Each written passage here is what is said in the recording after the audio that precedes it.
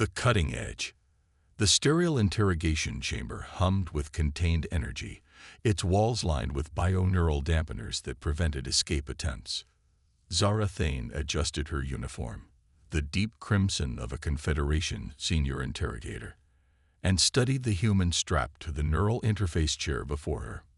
Marcus Reed, according to his file, age 34, former mining engineer turned rebel leader, responsible for 17 attacks on Confederation facilities across 3 systems. Zara's pale blue fingers traced the control panel, activating the room's pain induction matrices. Her species, the Velethi, had evolved sophisticated bioelectric manipulation capabilities, perfect for extracting information from unwilling subjects. The Confederation had found their talents useful. Marcus Reed, she said, her voice carrying the harmonic undertones that could induce paralysis in most species. Terrorist, saboteur, murderer of 43 Confederation personnel. Marcus raised his head, meeting her gaze with defiant brown eyes. His face was weathered, scared from years in the asteroid mines before his rebellion began. I prefer freedom fighter, but I suppose it depends on your perspective. Zara activated the first sequence. Bioelectric energy coursed through the neural interface, designed to stimulate every pain receptor in the subject's nervous system. Most species broke within minutes. Humans typically lasted an hour at most. Marcus's jaw clenched, muscles straining against the restraints, but he remained silent. The location of your base, Zara said, increasing the intensity. Names of your co-conspirators. Supply routes. Give me something useful, and this ends. Go to hell, Marcus gasped between gritted teeth. Zara frowned. His bio readings were unusual. Elevated heart rate and adrenaline. Yes, but not the catastrophic neural feedback she expected. She increased the power again. Still he held. Impressive, she admitted, studying his vital signs on her display. Most humans are unconscious by now. You're either remarkably stubborn or remarkably stupid. Both, Marcus managed, actually smiling through the pain. Occupational hazard of being human. Frustrated, Zara deactivated the bioelectric torture and drew her monoblade, a weapon as much psychological as physical. The molecularly sharp edge could cut through reinforced plasteel, and its presence usually loosened tongues faster than any neural manipulation. She approached Marcus, noting how his eyes tracked her movement without fear. Perhaps we need a more traditional approach. With practiced precision, she made a shallow cut across his chest, the blade parting his rough work shirt and scoring the skin beneath. Blood welled up, dark red against pale flesh. Feel that? She asked, watching his face for the telltale signs of breaking will. Yeah, Marcus gritted, looking down at the wound. His expression was strange, not pained, but almost amused. You missed my heart again. Zara paused. Again. What did you say? Nothing important. Marcus's eyes met hers, suddenly intense. Though I have to say, you're not quite what I expected from a Thane. The name hit her like a physical blow. Zara stepped back, weapon still raised. How do you know that name? Thane isn't exactly common among the Velethi, is it? Especially not for Confederation interrogators. Marcus's voice carried a weight she hadn't heard before. Tell me, Zara, do you ever wonder what really happened to your brother? The world seemed to tilt. Zara's grip tightened on the monoblade. Kale died in a mining accident. His sacrifice helped establish better safety protocols. Kale died trying to expose the Confederation's safety violations. Marcus interrupted. The accident was staged to silence him before he could release the data he'd gathered. 1,700 deaths in 6 months, all covered up to maintain production quotas. You're lying. But even as she said it, Zara felt doubt creeping in. Cal's final messages to her had been strange, cryptic. He'd mentioned concerns about safety protocols, about workers dying unnecessarily. She'd assumed it was just his conscience weighing on him. Their species felt death keenly. Your brother saved my life, Marcus continued, his voice softer now. When the mining platform started losing structural integrity, most of the supervisors evacuated. Cale stayed behind to get the human workers out. He pulled me from a collapsed section personally, got me to the medical bay, even as the station was coming apart. Zara's hand trembled. If that's true, why didn't he evacuate with the others? Because he knew it wasn't an accident. The structural failures were systematic. Support beams that should have been replaced months earlier. Safety systems mysteriously offline during shift changes. Someone wanted those workers dead, and Cale had the evidence to prove it. The interrogation chamber suddenly felt too small, too cold. Zara activated her wrist display, pulling up Cale's official death record. Mining platform Osiris-7. Catastrophic structural failure. 17 casualties, including 1 Velothi supervisor. Hero's death in the line of duty. He gave me something before he died, Marcus said quietly. Something he said might matter someday if the truth ever came out. Despite every protocol screaming against it, Zara found herself leaning forward. What? Marcus shifted in his restraints, nodding toward his jacket. Inside pocket. Left side. Zara hesitated, then reached into the indicated pocket. Her fingers found a small data crystal, its surface etched with Velothi script. Her breath caught as she recognized her brother's handwriting, a personal encryption key they'd developed as children. He said to tell you the minds remember, Marcus whispered. That truth doesn't die just because it's buried. With shaking hands, Zara inserted the crystal into her personal reader. Cale's face appeared in holographic projection, but this wasn't the confident Confederation supervisor from official records. This Cale looked haggard, desperate. Zara, the recording began. If you're seeing this, then they've probably killed me. The mining operations here, they're slaughterhouses. Deliberate cost-cutting measures that guarantee worker deaths. I've documented everything. The bribes, the cover-ups, the body count. The Confederation knows, and they don't care. Profit margins matter more than lives. The recording continued, showing classified documents, safety reports marked acceptable losses, communication logs discussing the expendable nature of human labor units. Zara felt sick. I tried to work within the system. Cale's image continued, but they're going to transfer me off-platform before I can act. I'm giving this data to a human named Marcus Reed. He's organizing the workers, trying to improve conditions. If something happens to me, he'll know what to do with it. The recording ended with Cale looking directly at the camera. Zara, I know you believe in the Confederation, in our mission to bring order to the galaxy. But what's the point of order if it's built on murder? What's the point of peace if it costs our souls? Zara stared at the now empty projector, her world reshaping itself around this new reality. 3 years of believing her brother died a hero's death. 3 years of using that sacrifice to justify her work as an interrogator. 3 years of lies. The artificial heart, she said suddenly, understanding flooding through her. That's why the bioelectric torture doesn't work on you. Marcus nodded grimly. Cale got me to the medical bay just in time, but the damage was extensive. The Confederation doctors weren't interested in expensive procedures for a human worker. I would have died if not for a sympathetic Velothi medic who performed an illegal cybernetic implant. He looked down at his chest where her blade had cut him. Synthetic heart, reinforced nervous system. Your torture devices are calibrated for organic life.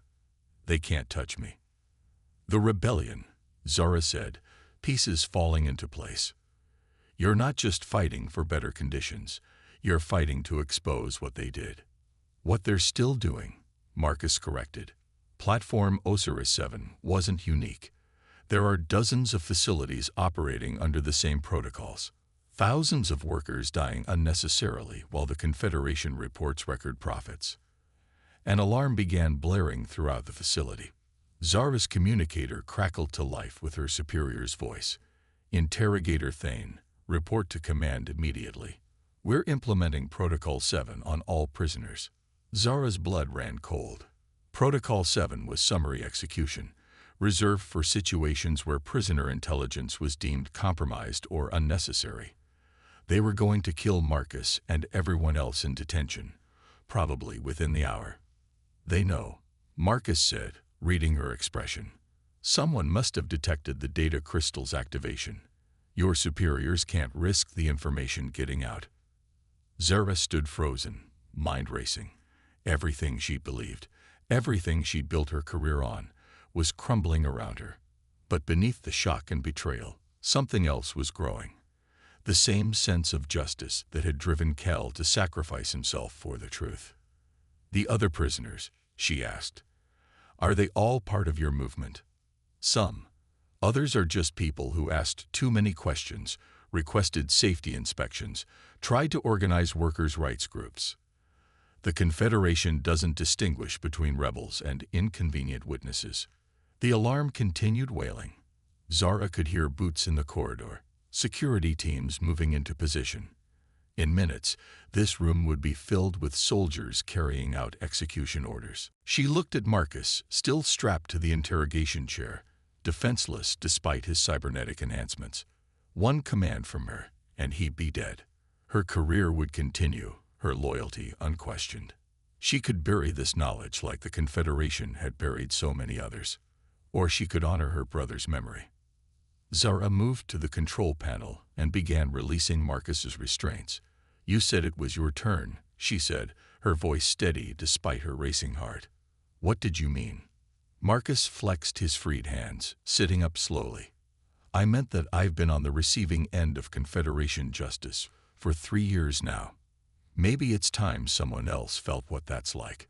"The guards will be here in less than 5 minutes," Zara warned, tossing him his jacket. "If we're going to move, it has to be now." Marcus stood, testing his balance. The cybernetic heart might protect him from bioelectric torture, but hours of restraint had still taken their toll. I thought you were Confederation through and through." Zara drew her sidearm, checking the charge. "I was. Until I learned that the Confederation killed my brother to protect their profit margins." She looked at him steadily. "Cale died trying to save people. The least I can do is make sure his sacrifice meant something." The sound of boots was getting closer. Marcus moved to the wall panel, his enhanced reflexes allowing him to input commands faster than human normal. Emergency lockdown protocols activated, sealing the interrogation chamber's blast doors. "That'll buy us maybe 10 minutes," he said. "There's a service tunnel behind the wall panel. Leads to the detention levels. If we can reach the other prisoners, we can stage a breakout." Zara finished. She looked at the data crystal still clutched in her hand, her brother's final testimony. "But first, this information needs to get out. The galaxy needs to know what the Confederation is really doing." "Already taken care of," Marcus said with a grim smile. "The moment you activated that crystal, it began transmitting to every major news network and government in the sector. Your brother's evidence is going public whether we survive the next hour or not." The blast doors shuddered under heavy weapon fire. Confederation security forces were attempting to cut through, their voices audible through the thick barriers. "Interrogator Thane," came her superior's voice through the comm system. "Open this door immediately. You're in violation of direct orders." Zara switched off her communicator and crushed it under her boot. "I've been in violation of my conscience for 3 years," she said quietly. "Time to fix that." She and Marcus moved toward the service tunnel entrance, the sound of cutting torches growing louder behind them. Whatever happened next, there would be no going back. The interrogator had become the rebel, and the galaxy was about to learn some very uncomfortable truths about the peace it had accepted. "Ready?" Marcus asked, his hand on the tunnel access. Zara nodded, gripping her weapon tighter. "For Cale. For the truth. For all the voices the Confederation had tried to silence. Let's go liberate some prisoners. Heart of steel, soul of fire." The service tunnel was barely wide enough for 2 people, its walls lined with power conduits and atmospheric recycling pipes. Zara followed Marcus through the cramped space, her Confederation training warring with the reality of what she'd just done. Behind them, the sound of blast doors being breached echoed through the facility's superstructure. "How far to the detention level?" she whispered, trying to ignore the way her heart hammered against her ribs. 200 meters, Marcus replied, his cybernetic enhancements allowing him to navigate the dim tunnel with ease. "But we've got a problem. The detention center has automated defense systems, recognition scanners, neural dampeners, the works. They're designed to trigger on any unauthorized entry." Zara pulled up the facility schematics on her wrist display. "Not if the entry is authorized by a senior interrogator. My codes should still be active for another few hours. Assuming they haven't already revoked your access," Marcus pointed out. "One crisis at a time." Zora paused as voices echoed from the main corridor, parallel to their position. Security teams were conducting a systematic search, sealing off sections of the facility. "Marcus, when we reach the prisoners, how many are we talking about?" 43 in total. 12 are part of my resistance cell. The rest are civilians who got too close to the truth. Some are injured. A few are elderly. If we're planning an escape, we can't leave anyone behind." The weight of that responsibility settled on Zora's shoulders. 43 lives depending on a disgraced interrogator and a cyborg rebel. She trained for combat scenarios, but always as part of a larger Confederation force. This was different, personal, desperate, with no backup coming. They reached the junction point where the service tunnel connected to the detention level. Marcus pressed his ear to the access panel, listening for movement beyond. "Sounds clear. Ready to test those authorization codes." Zara placed her palm on the scanner. For 3 agonizing seconds, nothing happened. Then the panel flashed green, and the access door slid open with a soft hiss. The detention level was starkly utilitarian. Rows of reinforced cells along both sides of a central corridor, monitoring stations every 50 meters, guard posts at strategic intervals. Emergency lighting cast everything in harsh red tones, and the air carried the scent of fear and desperation. "Where are the guards?" Zara asked, noting the empty posts. "Probably pulled for the search teams," Marcus replied, "or getting ready for Protocol 7. Mass executions require all hands." They moved quickly down the corridor, Zora's access codes opening cell doors in sequence. The prisoners who emerged were a mixture of humans and other species, miners, transport workers, journalists, even a few low-level Confederation officials who'd asked inconvenient questions. "Marcus." A young human woman threw her arms around him. "We thought they'd killed you." "Not yet, Sarah," he replied. "But we need to move fast. They're implementing Protocol 7. The murmur that ran through the group was fearful but not surprised. These people had lived under Confederation oppression long enough to understand what that meant. "Attention all personnel," came an announcement over the facility's communication system. "Facility Commander Voss will address all staff in 5 minutes regarding security protocols. All department heads report to command immediately." Zara froze. Commander Voss. She recognized the name from her brother's data files. He'd been the one signing off on the safety protocol violations, authorizing the cover-ups. Kale had tried to report directly to him before his death. "We need weapons," said one of the former prisoners, a grizzled human mining foreman. "Security forces will cut us down the moment we reach the main corridors." "Armory's on level C," Marcus said, "but it's 3 levels up and crawling with guards by now." "There might be another option," Zara said slowly. "The interrogation levels have weapon lockers for subject compliance, lower-grade equipment, but it'll have to do." As they moved back through the facility, Zara couldn't shake the feeling that something was wrong. The search had gone quiet.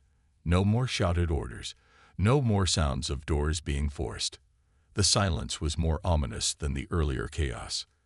They reached Interrogation Block 7 without incident, finding the weapon lockers exactly where Zara expected. She distributed sidearms and stun batons among the prisoners, keeping a plasma rifle for herself. It felt strange, arming people she would have been torturing hours earlier. "Zara," Marcus said quietly, checking the charge on his weapon. When this started, you could have killed me and maintained your cover. Why didn't you? She considered the question as she adjusted her rifle settings. Because my brother died believing that truth mattered more than orders. I couldn't honor his memory by perpetuating the lies that killed him. Even knowing it would cost you everything. Everything I thought I had was built on those lies anyway. She looked around at the group of former prisoners, scared, determined faces preparing for what might be their final fight. This feels more real than anything I've done in years. A new sound reached them, the distinctive whine of transport engines warming up. Through the facility's windows, they could see Confederation shuttles landing in the external bays. Reinforcements, Sarah whispered. Or evacuation, Marcus corrected grimly. If they're planning to sterilize the facility, they'll want all loyal personnel off-site first. Then we're running out of time, Sarah said. The main communication array is on level A. If we can reach it, we can broadcast Cal's evidence directly to the outer colonies. Even if the Confederation tries to suppress it, enough copies will get out to make suppression impossible. The group began moving toward the central lift shafts, but they made it only halfway before the trap was sprung. Security barriers slammed down, sealing off escape routes, while weapon emplacements emerged from hidden panels in the walls. Zara Thang, came Commander Voss's voice over the intercom system. I must say, I'm disappointed. Your brother showed similar poor judgment in his final days. Rage flared in Zara's chest, but she kept her voice level. Commander Voss, I was wondering when you'd make an appearance. Your little rebellion ends here. Surrender now, and your death will be quick. Resist, and I'll ensure you experience every refinement of pain our interrogation protocols can provide. Like you did to my brother. Cale made his choice when he decided to betray the Confederation, just as you're making yours now. The weapon emplacements began tracking toward their position. Marcus grabbed Zora's arm, his enhanced reflexes already calculating firing angles and cover positions. The maintenance shafts, he said urgently. If we can reach the power distribution center, we can shut down the automated defenses. That's 2 levels down and half a kilometer away, Zara replied. We'll never make it with 43 people. Then we split up. Small groups, multiple routes. Some of us make it, or we all die together. As they organized into teams, Zara found herself paired with Marcus and 3 other prisoners, Sarah, the mining foreman named Klein, and a young Velethi journalist named Tyra who'd been investigating worker safety violations. Ironic. Tyra said as they prepared to move. A Confederation interrogator leading a jailbreak to expose Confederation crimes. Justice has a sense of humor, Zara replied. They dropped through a maintenance access into the facility's lower levels, the sound of weapons fire echoing above them as other groups engaged the security forces. The power distribution center was located in the facility's heart, surrounded by massive energy conduits and processing equipment. There, Marcus pointed to a control nexus protected by energy barriers. If we can overload the primary power grid, it'll shut down everything except emergency life support, including the communication array, Klein pointed out. The array has independent power, Zara said, studying the facility schematics. It's designed to keep working even during major system failures. Marcus approached the energy barriers, his cybernetic systems interfacing with the power grid's control matrix. Give me 30 seconds. But 30 seconds stretched into minutes as Marcus worked, sweat beading on his forehead despite his mechanical heart. The barriers were more sophisticated than expected, requiring careful manipulation to avoid triggering security protocols. Marcus, Sarah warned, we've got company. Security forces had found their access point. The sound of boots on metal ladder rungs grew closer, accompanied by the harsh bark of orders. Almost there, Marcus muttered, his hands dancing over the control interface. Surrender, came a voice from above. You're surrounded. Zara raised her plasma rifle, sighting on the access shaft. How much longer? 10 seconds. The first security trooper dropped through the opening, weapon raised. Zara fired, the plasma bolt catching him center mass and sending him tumbling back up the shaft. Return fire scorched the air around her position. "Now," Marcus shouted. The facility plunged into darkness as the main power grid overloaded. Emergency lighting flickered on, casting everything in hellish red shadows. Throughout the complex, weapon emplacements shut down, security barriers retracted, and environmental systems shifted to minimal operation. "Communication array is still active," Tyra reported, checking her scanner. "But we need to reach level A in the next few minutes before they restore power." They fought their way through corridors filled with confused security forces, Marcus's enhanced reflexes, and Zora's combat training proving deadly effective. But with each level they climbed, resistance grew heavier. Commander Voss was throwing everything he had at them. Finally, they'd reached the communication center, a massive chamber filled with transmission equipment capable of reaching every inhabited system in the sector. But standing between them and the control console was Commander Voss himself, flanked by a squad of elite guards. "Zara Thane," Voss said, his weapon trained on her chest. "Your brother died believing he could change things. Look how well that worked out for him." "He did change things," Zora replied, her own weapon steady despite her racing heart. "His evidence is already broadcasting to every major news network in the galaxy. The truth is out there now." "Truth is what the Confederation says it is," Voss snarled. "No one will believe the word of terrorists and traitors over official reports." "Maybe not," Marcus said, stepping forward. His shirt was torn from their fight through the facility, revealing the cybernetic implants in his chest, the artificial heart glowing faintly through synthetic skin. "But they'll believe the word of 1,700 dead miners, and the families who've been asking questions about industrial accidents that were really murders." Voss's eyes widened as he recognized Marcus. You should have died on platform Osiris 7. "I did die, in a way," Marcus replied. "The human Marcus Reed died when that platform collapsed. What survived was something new.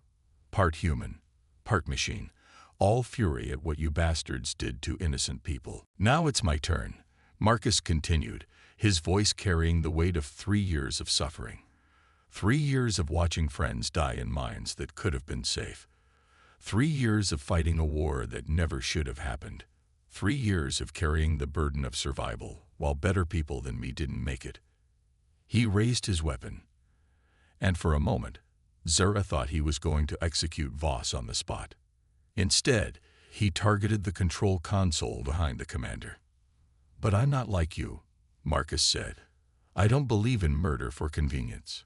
His shot destroyed the communication equipment's safety lockouts, causing every transmission array to activate simultaneously.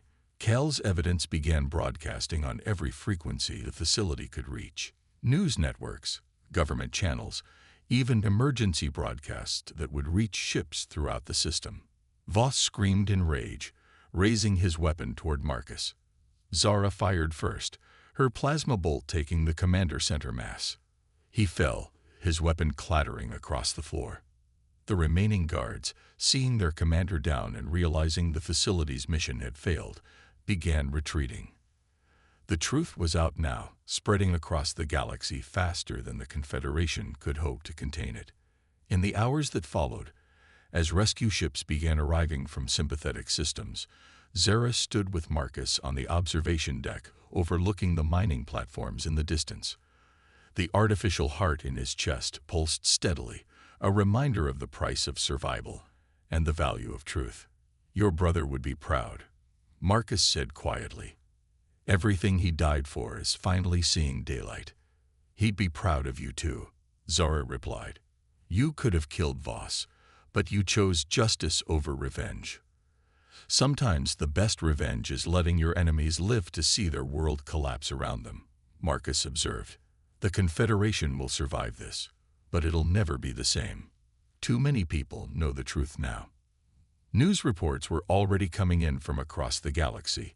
Worker strikes on industrial platforms, government investigations into Confederation practices, families of dead miners demanding answers. The revolution Cal had died trying to start was finally beginning. What happens now? Zara asked. I can never go back to the Confederation. You can never have a normal life with those cybernetics. Marcus smiled, the expression transforming his scared face. Then I guess we'll have to build something new. A galaxy where people like your brother don't die for telling the truth. Where workers don't have to choose between safety and survival. Zara nodded, understanding the magnitude of the task ahead. They'd escaped the facility, exposed the crimes, survived the immediate threat. But the real work was just beginning, building a future worthy of the sacrifices that had brought them to this moment. In the distance, the first of many investigation ships was arriving, drawn by the broadcasts of Cal's evidence. The galaxy was waking up to uncomfortable truths, and there would be no going back to sleep. For Cal, Zara said softly. For all of them, Marcus replied. The living and the dead. The ones who never got to see justice. As they walked back to join the other survivors, Zara realized that for the first time in years, she felt truly free. Free from lies, from false loyalty, from the weight of crimes committed in the name of order. The price had been everything she'd thought she valued, but what she'd gained was infinitely more precious. The truth, and the chance to build something better from the ashes of what had come before. The interrogator's gambit had paid off, but the real game was just beginning.